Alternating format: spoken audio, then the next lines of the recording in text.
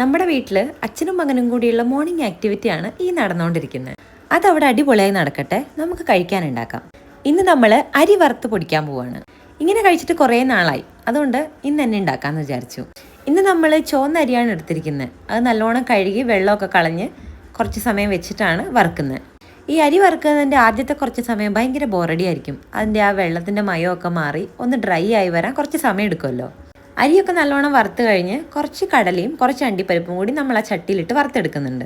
ചൂടൊക്കെ മാറി കഴിയുമ്പോൾ അരി നമ്മളെല്ലാം കൂടി പൊടിച്ചെടുക്കുന്നുണ്ട്. 2 പ്രാവശ്യമായി അത് പൊടിച്ചെടുത്ത് കഴിഞ്ഞിട്ട് തൊലിയൊക്കെ കളഞ്ഞിട്ടുള്ള കടലയും അണ്ടിപ്പരിപ്പും കൂടി ഒന്ന് ക്രഷ് ചെയ്യുക, എന്നാൽ കുറച്ച് പൊടിയും കൂടി വേണം. അങ്ങനെയാക്കിയിട്ട് പൊടിച്ചെടുക്കുക. ഇനി ഇതിലേക്ക് മധുരത്തിന് ആവശ്യമായിട്ടുള്ള ശർക്കരപ്പൊടി ചേർത്ത് കൊടുക്കുക. എന്നിട്ട് എല്ലാം കൂടി ഇളക്കി മിക്സ് ചെയ്യുക. കഴിക്കുന്നതിന് തൊട്ട് മുന്നേ ആയിട്ട് ഇതിലേക്ക് ചെറിയ തേങ്ങയും കൂടി ഇട്ട് കൊടുക്കുക. നമ്മൾ ഇങ്ങനെയാണ് ഇത് കഴിക്കാറ്. ചായേൻ്റെ കൂടെ നല്ല കോമ്പിനേഷൻ ആയിട്ടുള്ള ഫുഡല്ലേ. ഇതിലേക്ക് ചായ ഒഴിച്ച് നല്ലോണം കുഴച്ച് കഴിക്കുന്ന ഒരു ചേട്ടനുണ്ട് നമ്മുടെ വീട്ടിൽ. അപ്പോൾ അടുത്ത വീഡിയോയിൽ കാണാം. വീഡിയോ ഇഷ്ടമായാൽ ലൈക്ക് ചെയ്യുക, കമൻറ്റ് ചെയ്യുക, സബ്സ്ക്രൈബ് ചെയ്യുക.